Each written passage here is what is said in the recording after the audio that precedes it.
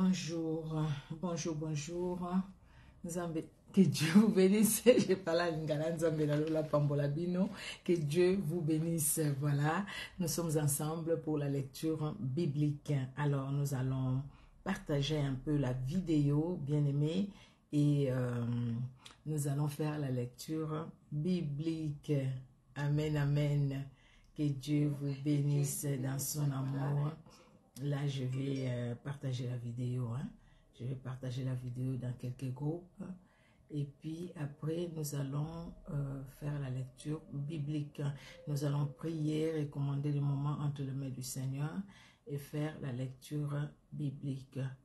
Que Dieu bénisse tout un chacun parce qu'il est Dieu.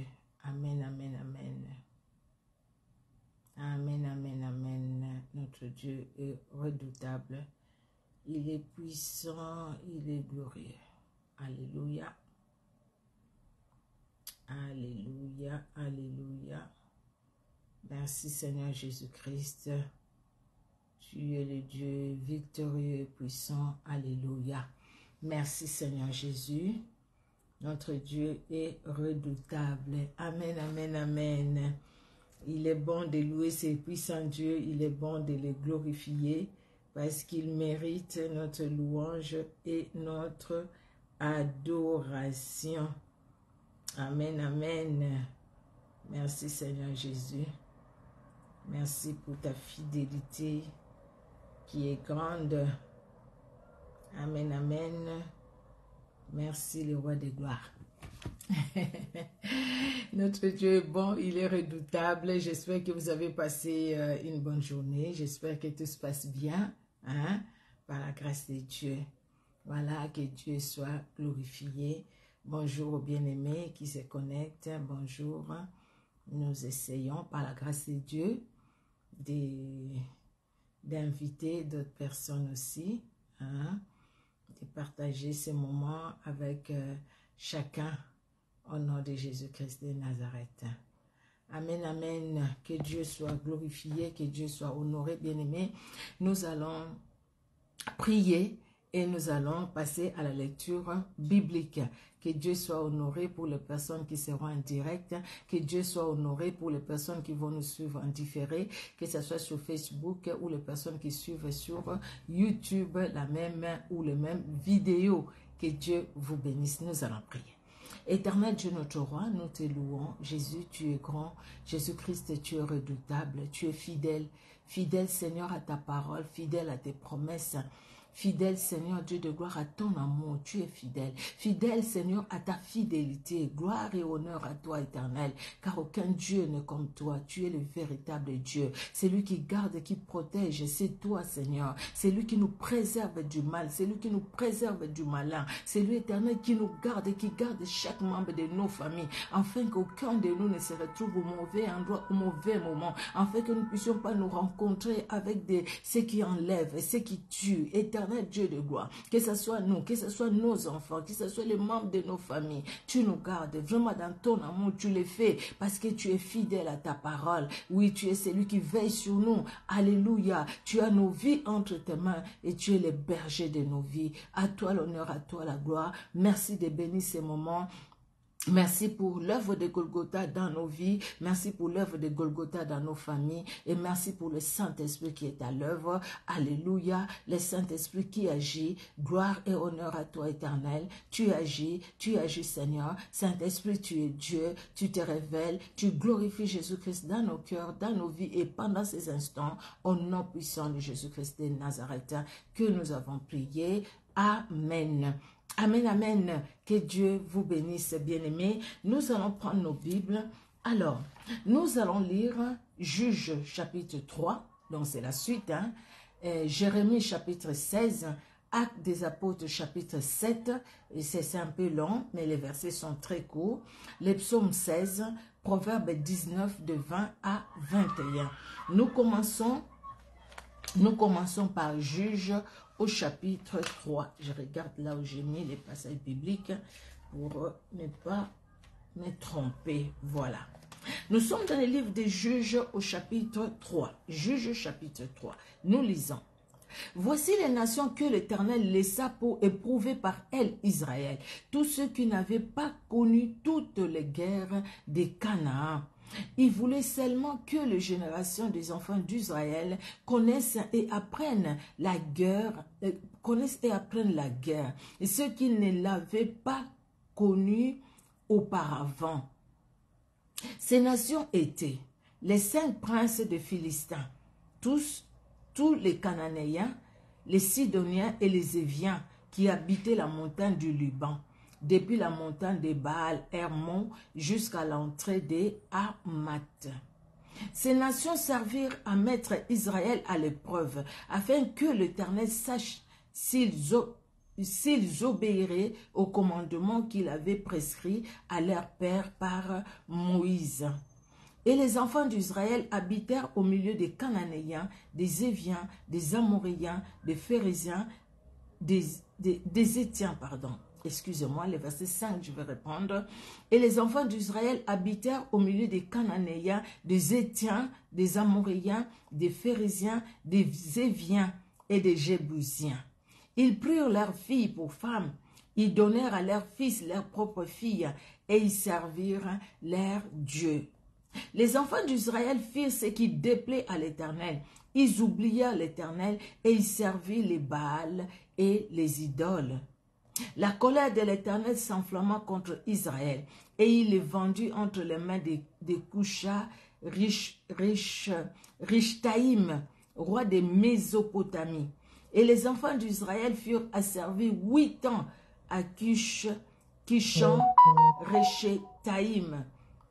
Les enfants d'Israël crièrent à l'Éternel, et l'Éternel leur suscita un libérateur qui les délivra. Othniel, fils de Kenaz, frère cadet de Caleb. L'esprit de l'Éternel fut sur lui. Il devint juge en Israël, et il partit pour la guerre. L'Éternel livra entre ses mains Cusha Rishtaïm, roi de Mésopotamie, et sa main fut pesante contre Cusha Rishtaïm. Le pays fut en repos pendant 40 ans, et Othniel, fils de Kenaz, mourut.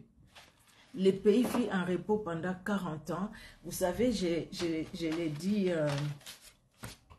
au début, quand nous avons commencé le livre des juges, vous voyez les enfants d'Israël, ils ont dit, nous et nos maisons et nos familles, nous allons servir l'Éternel. Pourquoi? Parce que Dieu a fait de grandes choses pour nous. Parce que Josué leur a dit, c'est assez. Tantôt vous allez à gauche, vous servez les Baals, vous servez les idoles, mais choisissez qui vous voulez servir. Soit alors vous servez l'Éternel Dieu notre Père, le Dieu qui nous a sauvés, qui nous a libérés, qui nous a fait sortir de l'Égypte, ou alors vous servez les dieux de ces pays, des Cananéens et tout ça.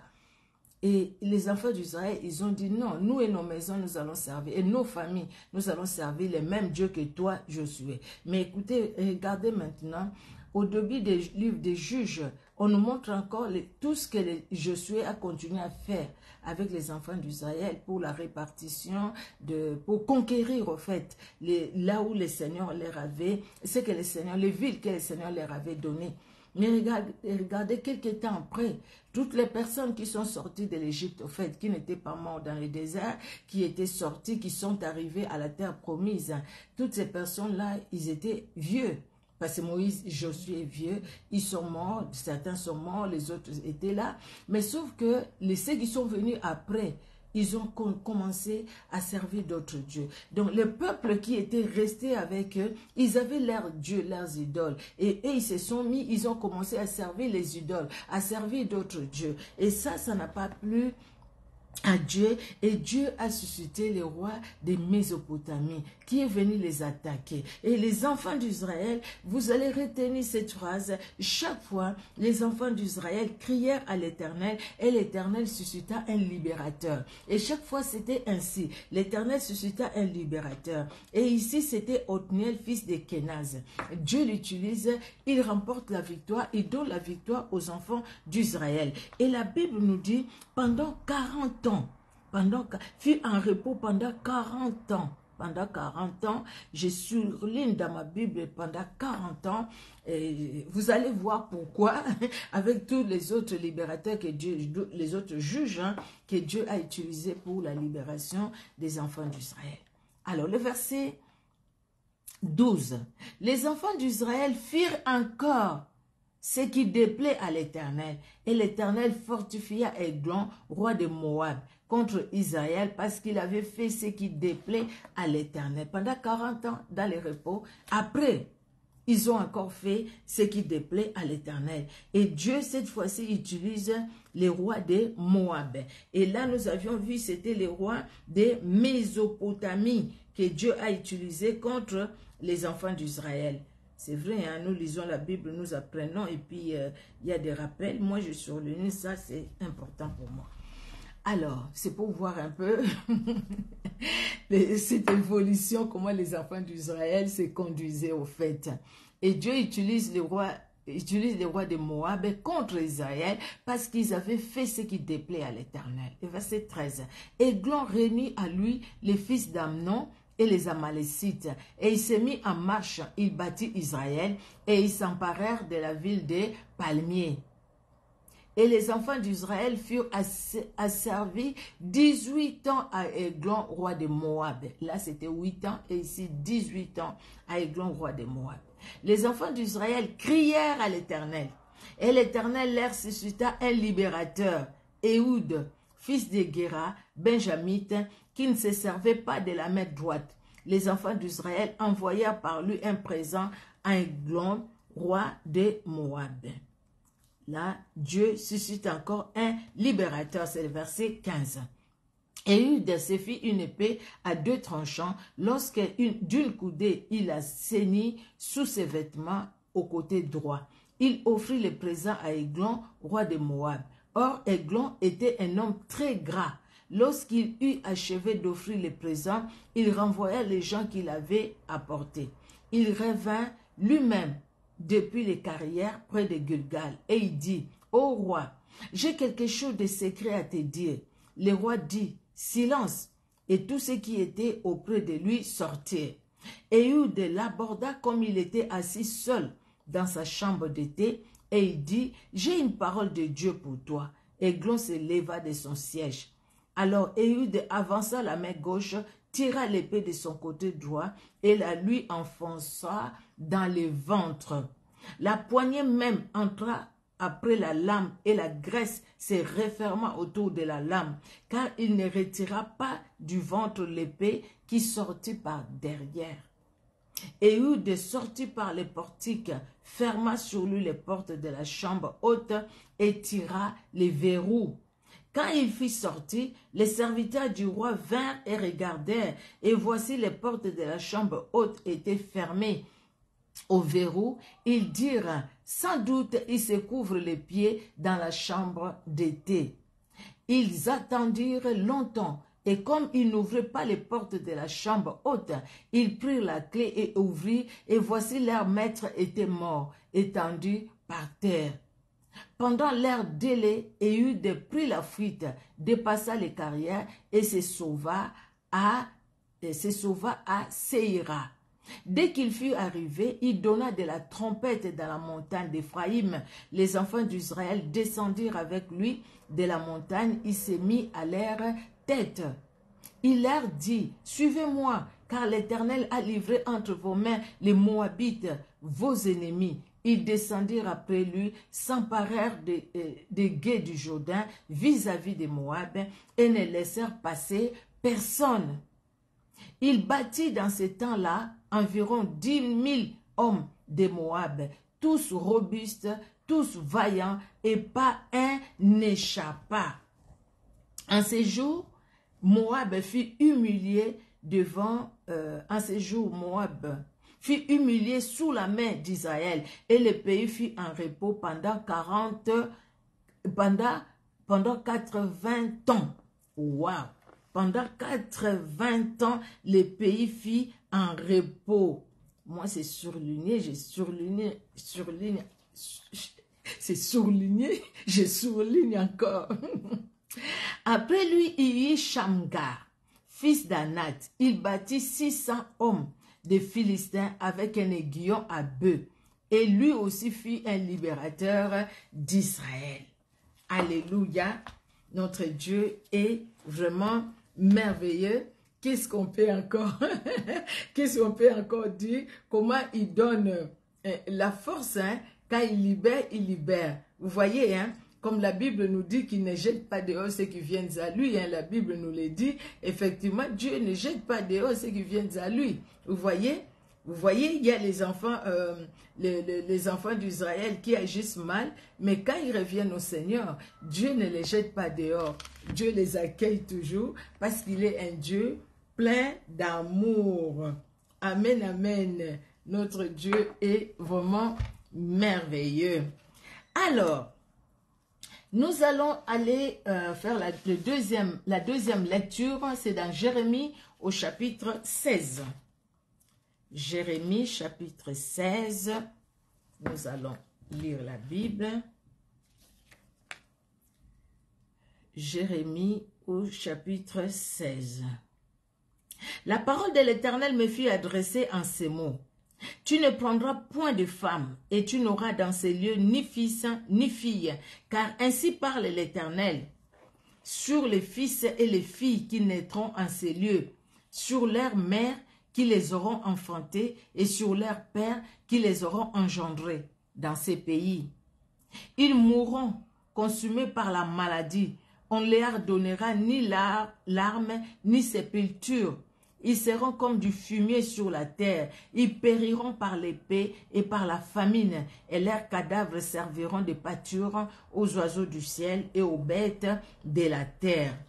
Car ainsi parle l'Éternel, n'entre pas dans une maison de deuil, n'y va pas pleurer, te lamenter avec eux, car j'ai retiré à ces peuples ma paix, dit l'Éternel, ma bonté et ma miséricorde. Grands et petits mourront dans ces pays, on leur donnera point de sépulture, on les pleurera point, on ne se fera point d'incision, et l'on ne se rasera pas pour eux. On ne reprend pas les pains dans les deuils pour consoler quelqu'un au sujet des morts, et l'on n'offrira pas la coupe de consolation pour un père ou pour une mère. N'entre pas non plus dans une maison de festin pour t'asseoir avec eux, pour manger et pour boire. Car ainsi parle l'Éternel des armées, les dieux d'Israël. Voici, je ferai cesser dans ces lieux, sous vos yeux et de vos jours, les cris de réjouissance et les cris d'allégresse, les chants du fiancé et les chants de la fiancée. Lorsque tu annonceras à ces peuples toutes ces choses, ils te diront, pourquoi l'Éternel nous menace-t-il de tous ces grands malheurs? Quelle est notre iniquité? Quel péché avons-nous commis contre l'Éternel notre Dieu? Alors tu leur répondras, vos pères m'ont abandonné, dit l'Éternel. Ils sont allés après d'autres dieux. Ils les ont servis et se sont prosternés devant eux. Ils m'ont abandonné et n'ont point observé ma loi. Et vous, vous avez fait le mal plus encore que vos pères. Et voici, vous suivez chacun les penchants de votre mauvais cœur pour ne point m'écouter. Je vous transporterai de ces pays dans un pays que vous n'avez point connu, ni vous, ni vos pères. Et là, vous servirez les autres dieux jour et nuit, car je ne vous accorderai point de grâce. C'est pourquoi voici les jours viennent, dit l'Éternel, où l'on ne dira plus, l'Éternel est vivant, lui qui a fait monter du pays d'Égypte les enfants d'Israël. Mais on dira, l'Éternel est vivant, lui qui a fait monter les enfants d'Israël du pays du septentrion et de tous les pays où il les avait chassés. Je les ramènerai dans leur pays que j'avais donné à leur père. Voici, j'envoie une multitude de pécheurs, dit l'Éternel, et ils les pécheront, et après cela, j'enverrai une multitude de chasseurs, et ils les chasseront de toutes les montagnes et de toutes les collines, et des fentes des rochers. Car mes yeux sont attentifs à toutes leurs voix, elles ne sont point cachées devant ma face. et leur iniquité ne se dérobe point à mes regards. Je leur donnerai d'abord les doubles salaires de leur iniquité et de leur péché, parce qu'ils ont profané mon pays, parce qu'ils ont rempli mon héritage des cadavres de leurs idoles et de leurs abominations. L'Éternel, Éternel, ma force, mon appui, mon refuge au jour de la détresse. Les nations viendront à toi des extrémités de la terre, et elles diront, nos pères n'ont hérité que les mensonges des vaines idoles qui ne servent à rien. L'homme peut-il se faire des dieux qui ne sont pas des dieux?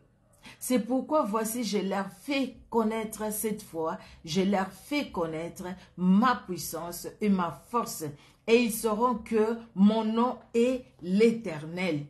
Quand Dieu dit mon nom est l'Éternel, c'est-à-dire celui qui ne change pas. Aujourd'hui aussi, le Seigneur nous fait voir que son nom est éternel, celui qui ne change pas. Amen. Il est vraiment éternel. C'est vrai, hein? Les péchés, ça n'honore pas Dieu, c'est ça, hein? Ça n'honore pas Dieu. Et si nous sommes dans les péchés, au fait, bien aimé, c'est vrai, je l'ai dit en souriant, mais c'est quelque chose de sérieux. Si nous vivons dans les péchés, c'est-à-dire que nous tournons le dos à la grâce de Dieu, c'est-à-dire que nous tournons le dos à la lumière. Mais le Seigneur Jésus-Christ veut que vous et moi, nous puissions vivre dans la lumière parce qu'il nous a toujours aimés et il veut que nous puissions être là où il est, lui. Amen, amen. Que Dieu soit loué. Nous allons dans le Nouveau Testament, nous allons lire le livre des Actes des Apôtres, le chapitre 7. C'est un chapitre un peu long, mais les versets par contre ne sont pas longs. C'est des courts versets. Alors, nous lisons au nom puissant de Jésus-Christ de Nazareth. Le souverain sacrificateur dit, les choses sont-elles ainsi? Étienne répondit, nous sommes dans l'histoire d'Étienne, hein, qui a été, par tirage au sort, au fait, il a été choisi avec les autres, Matthias et tout, comme diacre dans l'église, ok? À l'époque là.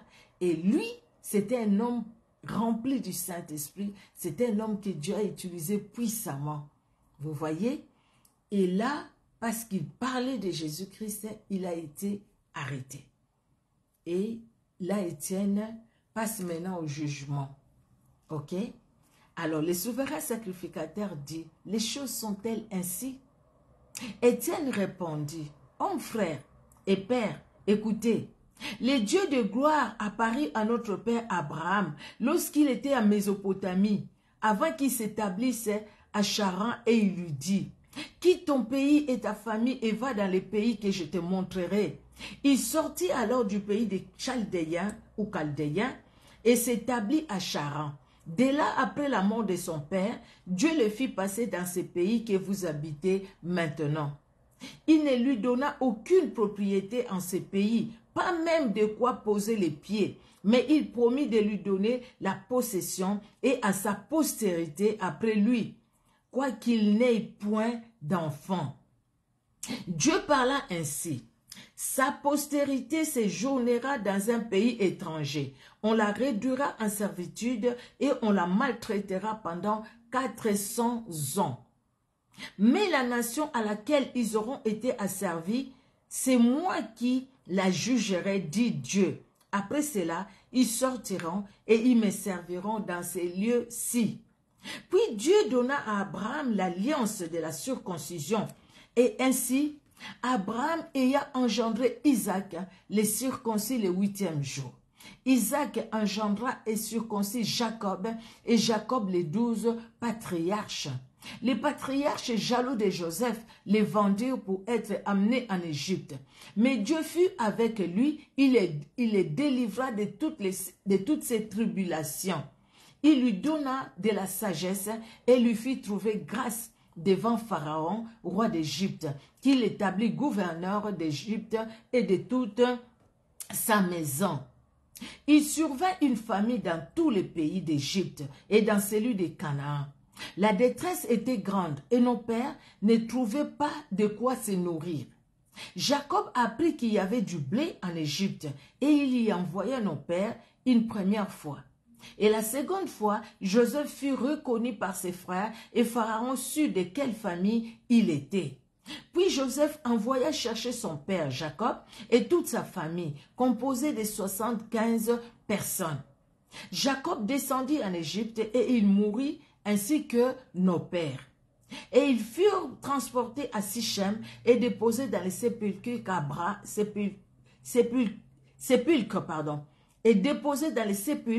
qu'Abraham avait achetés à prix d'argent des fils des morts, père de Sichem. Le temps approchait où devait s'accomplir la promesse que Dieu avait faite à Abraham. Et le peuple s'accrut et se multiplia en Égypte, jusqu'à ce que parut un autre roi qui n'avait pas connu Joseph. Ce roi usant d'artifice contre notre race, maltraita nos pères au point de leur faire exposer leurs enfants pour qu'ils ne vivent pas. À cette époque, naquit Moïse, qui était beau aux yeux de Dieu, et il fut nourri 3 mois dans la maison de son père. Et quand il lui était exposé, la fille de Pharaon les recueillit et les leva comme son fils. Moïse fut instruit dans toute la sagesse des Égyptiens. Il était puissant en parole et en œuvre. Il avait 40 ans lorsqu'il vint dans le cœur de visiter attendez, je vais voir. Il avait 40 ans lorsqu'il lui vint, pardon, c'est ça. Je trouvais que la phrase, c'était pas ça. Lorsqu'il lui vint dans le cœur de visiter ses frères, les fils d'Israël. Il en fit un qu'on outrageait. Et prenant sa défense, il vengea celui qui était maltraité et frappa l'Égyptien. Il pensait que ses frères comprendraient que Dieu leur accordait la délivrance par sa main, mais ils ne comprirent pas. Les jours suivants, il parut au milieu d'eux comme il se battait et il les exhorta à la paix. « Hommes, dit-il, vous êtes frères, pourquoi vous maltraitez-vous l'un l'autre » Mais celui qui maltraitait son prochain les repoussa en disant « Qui t'a établi chef et juge sur nous? Veux-tu me tuer comme tu as tué hier l'Égyptien » À cette parole, Moïse prit la fuite et il alla séjourner dans le pays de Madian, où il engendra 2 fils. 40 ans plus tard, un ange lui apparut au désert de la montagne de Sinaï, dans la flamme d'un buisson en feu. Moïse, voyant cela, fut étonné de cette apparition, et comme il s'approchait pour examiner, la voix du Seigneur se fit entendre. « Je suis le Dieu de tes pères, le Dieu d'Abraham, d'Isaac et de Jacob. » Et Moïse, tout tremblant, n'osait regarder. Le Seigneur lui dit, « ôte tes souliers de tes pieds, car le lieu sur lequel tu te tiens est une terre sainte. » J'ai vu la souffrance de mon peuple qui est en Égypte. J'ai entendu ses gémissements et je suis descendu pour le délivrer. Maintenant, va, je t'enverrai en Égypte. C'est Moïse qui l'avait renié en disant « Qui t'a établi chef et juge ?» C'est lui que Dieu envoya comme chef et comme libérateur avec l'aide de l'ange qui lui était apparu dans la buisson. C'est lui qui les fit sortir d'Égypte en opérant des prodiges et des miracles au pays d'Égypte, au sein de la mer Rouge et au désert pendant 40 ans. C'est Moïse qui dit au chef d'Israël, « Dieu vous suscitera d'entre vos frères un prophète comme moi. » C'est lui qui, lors de l'assemblée au désert, étant avec l'ange qui lui parlait sur la montagne de Sinaï et avec nos pères, reçut les oracles vivants pour nous les donner. Nos pères ne voulurent pas lui obéir et les repoussèrent et ils tournèrent leur cœur vers l'Égypte en disant à Aaron, « Fais-nous des dieux qui marchent devant nous, car c'est Moïse qui nous a fait sortir du pays d'Égypte. Nous ne savons ce qu'il est devenu. » En ces jours-là, ils firent un veau. Ils offrirent un sacrifice à l'idole et se réjouirent de l'œuvre de leurs mains. Alors Dieu se détourna et les livra au culte de l'armée du ciel, selon qu'il est écrit dans les livres des prophètes. M'avez-vous offert des victimes et des sacrifices pendant 40 ans au désert, maison d'Israël? Vous avez porté la tente de Moloch et l'étoile du Dieu Répham, ces images que vous avez faites pour les adorer. Aussi vous transporterai-je au-delà de Babylone. Nos pères avaient au désert les tabernacles du témoignage, comme l'avait ordonné celui qui dit, comme l'avait ordonné celui qui dit à Moïse de les faire d'après les modèles qu'il avait vus. Et nos pères l'ayant reçu, l'introduisirent sous la conduite de Josué dans les pays qui étaient possédés par les nations que Dieu chassa devant eux. Et il y resta jusqu'au jour de David. David trouva grâce devant Dieu et demanda d'élever une demeure pour le Dieu de Jacob. Et ce fut Salomon qui lui bâtit une maison. Mais les Très-Hauts n'habitent pas dans ce qui est fait des mains d'hommes, comme dit les prophètes. Le ciel est mon trône et la terre mon marchepied. Quelle maison me bâtirez-vous, dit le Seigneur, ou quel sera le lieu de mon repos? N'est-ce pas ma main qui a fait toutes ces choses? Homme au cou raide, incirconcis de cœur et d'oreilles, vous vous opposez toujours au Saint-Esprit. Ce que vos pères ont été, vous l'êtes aussi. Lesquels des prophètes vos pères n'ont-ils pas persécuté? Ils ont tué ceux qui annonçaient d'avance la venue du juste, que vous avez livré maintenant et dont vous avez été les meurtriers. Vous qui avez reçu la loi d'après les commandements d'anges et qui ne l'avez point gardée. En entendant ces paroles, ils étaient furieux dans leur cœur et ils grinçaient des dents contre lui, donc contre Étienne. Mais Étienne, rempli du Saint-Esprit, fixant les regards vers le ciel, vit la gloire de Dieu et Jésus debout à la droite de Dieu. Et il dit, « Voici, je vois les cieux ouverts et le Fils de l'homme debout à la droite de Dieu. » Ils poussèrent alors des grands cris en se bouchant les oreilles et ils se précipitèrent tous ensemble sur lui. Les traînèrent hors de la ville et les lapidèrent. Les témoins déposèrent leurs vêtements aux pieds d'un jeune homme nommé Saul. Donc c'est Saul de Tarse.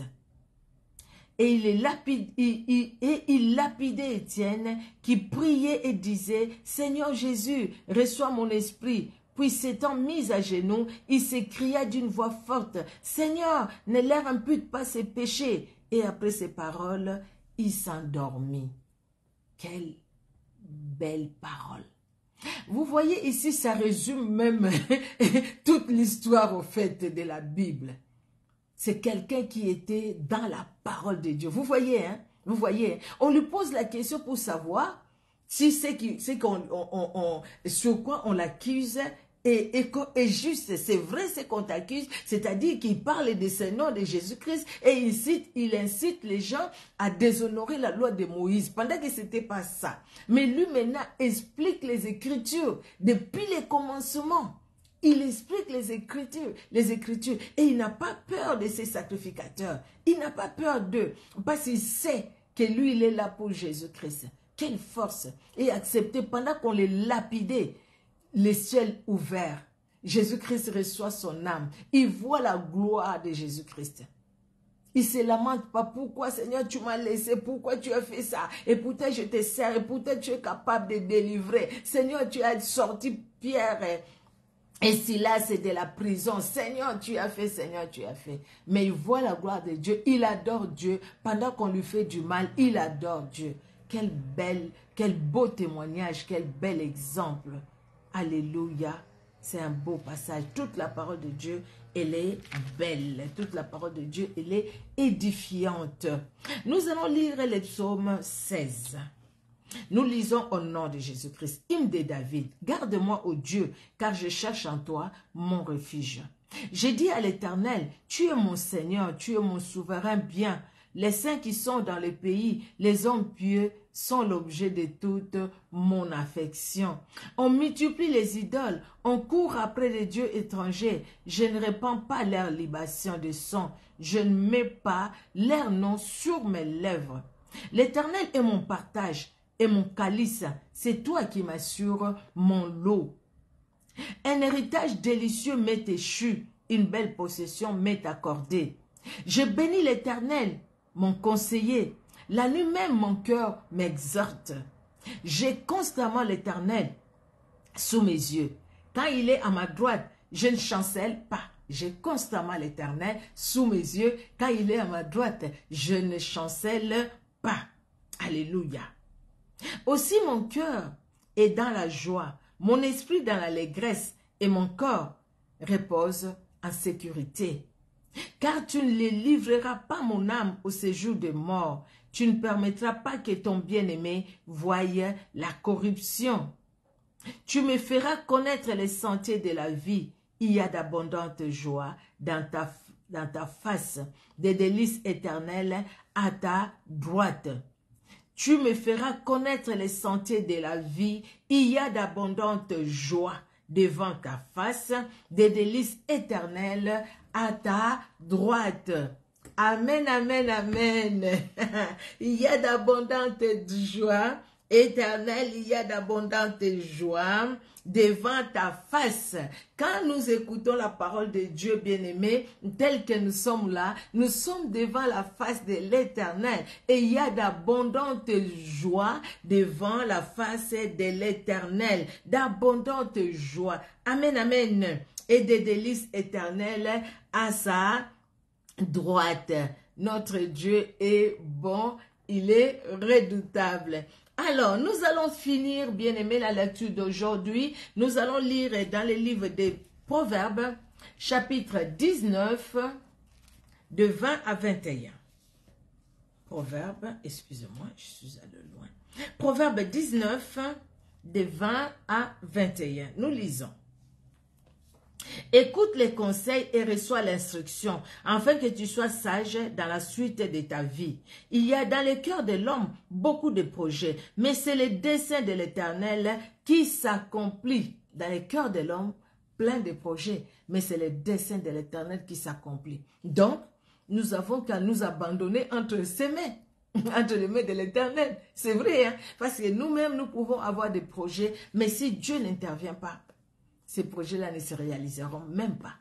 Comptons sur le Seigneur et restons attachés à ce grand Dieu, à ce puissant Dieu, à ce glorieux Dieu, car il y a d'abondantes joies devant sa face.